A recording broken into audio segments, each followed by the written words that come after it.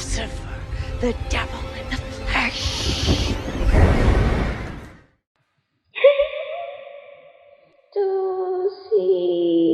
Welcome back to Tusi Story, di mana ada Tusi, di situ ada story. Di story kali ini guys, aku akan membahas tentang Anneliese Michel, yaitu seorang wanita yang harus menjalani pengusiran setan atau eksorsisme sampai berpuluh-puluh kali karena dia ini dirasuki oleh iblis-iblis yang benar-benar jahat. Nah, saking horor dan juga mencekamnya cerita dari Anneliese Michel ini sampai-sampai dibikin film guys.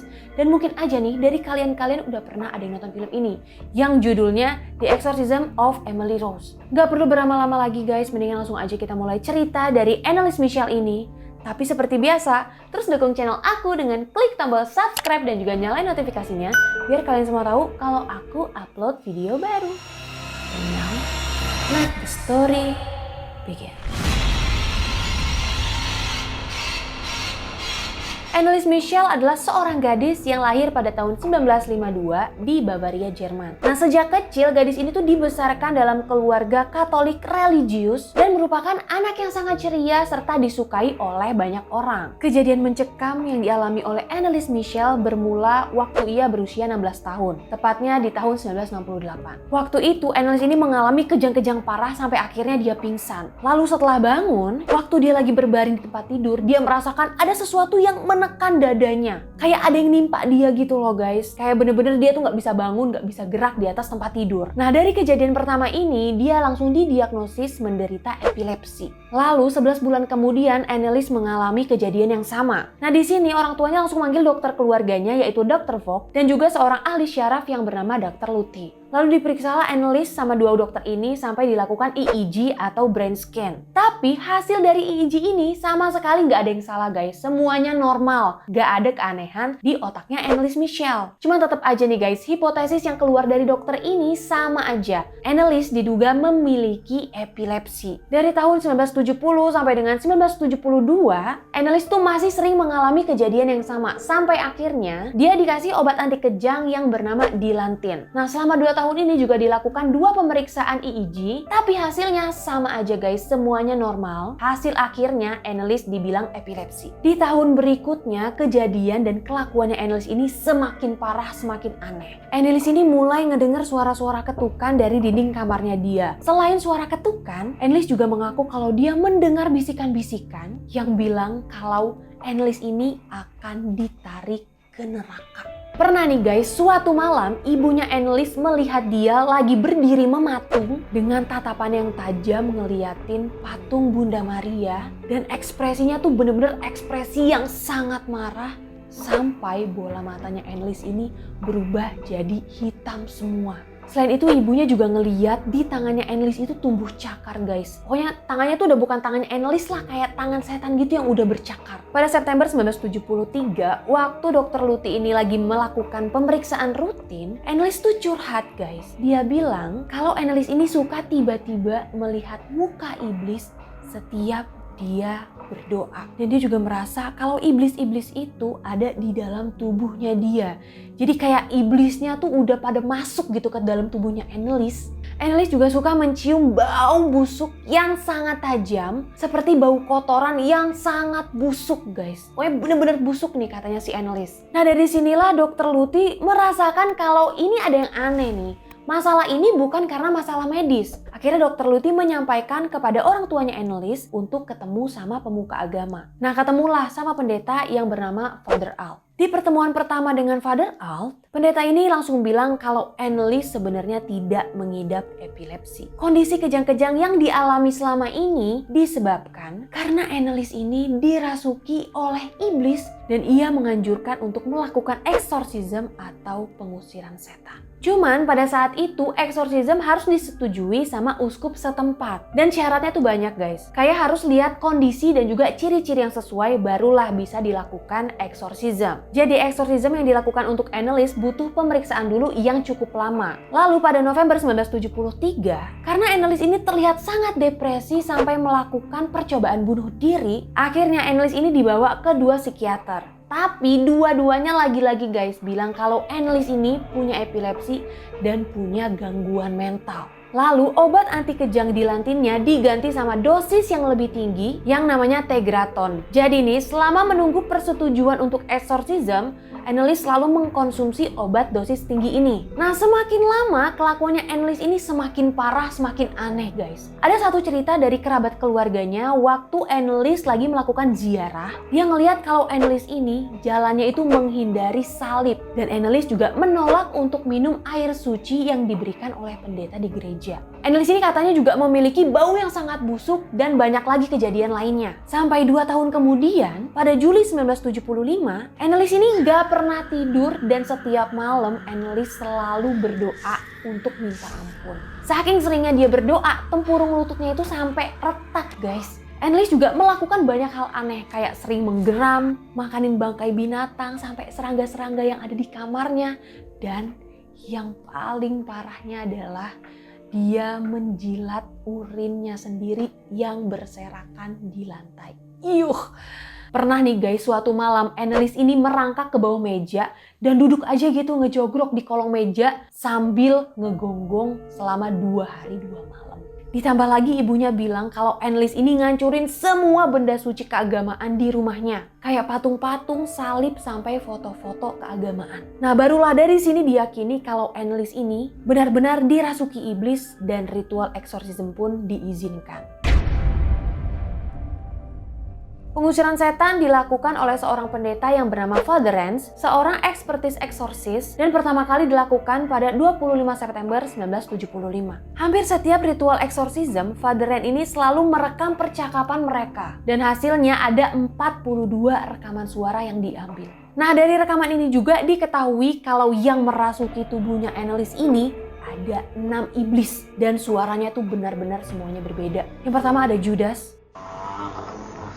Die müssen in eigenen Seminaren ausgebildet werden, die dürfen nicht auf die anderen Universitäten. Kapiert? Nero. Nie Ruhe! Ruhe gibt nur da oben! Nie Ruhe, nie! Eine Ewigkeit! Cain.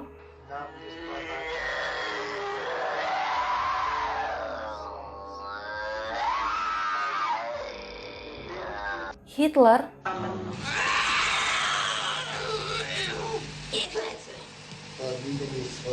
Nein, ihr Klitze! Lucifer.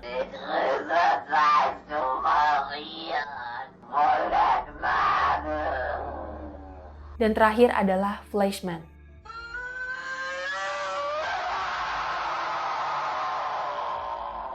Nah, ketika Father Renz ini mendengar nama Fleshman, Father Renz ini langsung terkejut karena dia mikir kayaknya nggak mungkin deh kalau Annelies ini tahu yang namanya Fleshman. Tapi ternyata cerita dari Annelies ini bener guys, bahwa Valentine Fleshman dulunya adalah seorang pendeta di tahun 1500-an yang diusir dari gereja. Nah, Annelies ini bisa menceritakan dengan sangat detail, dengan sangat akurat, seakan-akan dia adalah Fleshman sendiri. Nah, hal inilah yang membuat Father Renz sangat terkejut dan benar-benar percaya kalau Annelies benar-benar dirasuki iblis. Nah, dalam beberapa eksorsisme yang dilakukan, iblis dalam tubuhnya Annelies ini juga selalu bilang kalau Annelies ini menderita karena menanggung dosa-dosa ibunya sendiri. Karena ternyata guys, dulu ibunya ini pernah melahirkan anak haram. Aber das Ding des Gewisses Drecksau, die ist an ihn eingepflanzt. Ja, ja! Nah, selama dilakukan eksorsisme, kelakuan Annelies ini semakin parah guys, lebih parah dari sebelum-sebelumnya. Dia tuh udah mulai jedot-jedotin kepala ke tembok, gigitin diri sendiri sampai memar-memar, dan juga ngelukain keluarganya. Tapi yang benar-benar paling parah adalah Annelies menolak untuk makan dan juga minum. Jadi nggak ada apa-apa yang masuk ke dalam tubuhnya dia. Dia ini ngaku kalau dia tidak diperbolehkan untuk makan dan minum sama suara-suara yang ada di dalam tubuhnya. Makanya guys, mukanya Annelies tuh jadi tirus, tubuhnya jadi kurus banget, mata sama pipinya tuh sampai cekung banget. Dan dia menolak untuk ketemu dokter walau Annelies mengalami demam yang sangat tinggi. Tapi semua kondisi tubuhnya itu sangat berkebalikan dengan kekuatannya Annelies yang menjadi sangat kuat. Bahkan kayak nggak normal aja gitu buat orang sekurus Anneliese, setidak bertenaga Anneliese memiliki kekuatan yang super dahsyat. Karena Anneliese ini bisa sampai mengangkat adiknya sendiri, abis itu dilempar dan dia bisa meremukkan satu apel dengan tangannya sendiri guys, pakai satu tangan. Ini manusia normal aja nggak bisa. Saking perilakunya ini sangat membahayakan, Anneliese sampai diikat ke tempat tidur biar dia tidak melukai dirinya sendiri sama keluarganya. Sampai di bulan Juni tanggal 30 dilakukan eksorsisme lagi dan kata Father Rance, Anneliese berkata, "Please absolution" atau mohon pengampunan. Dan ternyata itu adalah ritual pengusiran setan yang terakhir karena pada tanggal 1 Juli 1976, Anneliese Michel ditemukan meninggal dunia di kamarnya. Anneliese Michel meninggal di usia 23 tahun karena diduga dehidrasi dan juga kurang gizi. Sampai-sampai di hari terakhirnya berat badan Anneliese hanya 34 kg. Setelah sering banget dilakukan pengusiran setan, kayak seminggu tuh bisa 1-2 kali dan totalnya adalah 67 kali dalam 10 bulan. Pada akhirnya, iblis-iblis di tubuhnya Anneliese Michel tetap menjadi pemenang. Setelah kematian Anneliese Michel, kedua orang tua Father Rance dan juga Father Alt dituduh oleh pengadilan telah melakukan pembunuhan karena membiarkan Anneliese Michel tidak mendapatkan bantuan medis. Lalu pengadilannya digelar pada tahun 1978 dengan melihat dua sudut pandang, yaitu non-medis atau religi dan medis. Nah, pihak tertuduh memberikan bukti-bukti yang didapatkan selama Anneliese Michel mengalami kejadian mengerikan itu, yaitu bukti-bukti rekaman, suara dan juga percakapan selama eksorsisme berlangsung, saksi mata yang menyaksikan kejadiannya Anneliese, dan bukti EEG yang bilang kalau sebenarnya Anneliese Michel ini sehat ke otaknya. Bahkan guys, semua hasil pemeriksaan dokter yang bilang kalau Anneliese ini punya penyakit epilepsi bener-bener nggak bisa dibuktikan guys. Karena hasil autopsi otaknya Anneliese sehat, normal, dan nggak ada gangguan penyebab epilepsi. Tapi semua bukti-bukti ini nggak digubris sama pengadilan. Sementara dari pihak penuntut, yaitu pengadilan, yang melihat dari sudut pandang medis mengatakan kalau Anneliese Michel punya epilepsi dan penyakit mental. Orang tua Anneliese dan juga dua pendeta menelantarkan dan tidak bisa menyelamatkan hidupnya Anneliese. Para penuntut juga nggak percaya kalau Anneliese Michel ini dirasuki sama iblis, dan mereka juga nggak percaya hal-hal seperti itu, seperti eksorsisme gitu, mereka tuh nggak percaya. Mereka meragukan kesehatannya Father Alt dan bilang kalau dia ini punya penyakit skizofrenia. Lalu para penuntut ini juga bilang kalau pengobatan anti kejang yang diberikan memang memberikan efek delusi. Tapi menurut para penuntut ini, kondisi mentalnya Anneliese semakin diperparah dengan adanya tindakan eksorsisme yang membuat Anneliese semakin ekstra berhalusinasi. Pokoknya intinya guys, pengadilan ini nggak percaya sama bukti-bukti yang diberikan sama pihak tertuduh. Walaupun bukti-bukti itu berdasarkan kejadian saat berlangsung. Dan keputusan pengadilan atas kasusnya Anneliese Michel ini adalah Anneliese Michel dalam keadaan tidak bisa membuat keputusan dan seharusnya dapat dipaksa untuk mendapatkan bantuan medis. Dan akhirnya pihak tertuduh, orang tua dari Anneliese Michel, Father Rance dan juga Father Alt, dihukum selama 6 bulan penjara, 3 tahun suspensi, dan mereka dibebankan semua biaya pengadilan. Nah, di dalam sebuah interview di tahun 2005, ibu dari Anneliese Michel yaitu Anne Michel mengatakan, Tuhan mengatakan kepada kami untuk mengeluarkan iblis-iblis yang ada di dalam tubuh anak perempuan saya. Dan saya tidak menyesali kematiannya. Jadi, ibunya Anneliese Michel ini sangat ikhlas dengan kematian anaknya dan juga hukuman yang dia terima. Itulah tadi guys cerita tentang pengusiran setan atau eksorsisme yang dialami oleh Anneliese Michel, yang bahkan kasusnya masih menjadi misteri sampai sekarang. Apakah benar Anneliese Michel ini dirasuki oleh iblis-iblis jahat? Atau sebenarnya Anneliese Michel nih cuma halu aja guys? Emang dia ternyata punya penyakit mental. Nah, kalau menurut kalian gimana? Langsung aja share jawaban kalian di komen. Segitu dulu tuh si story untuk kali ini. Terima kasih untuk kalian yang udah nonton. Dan kalau kalian suka sama video ini, boleh banget langsung di-share ke teman-teman kalian.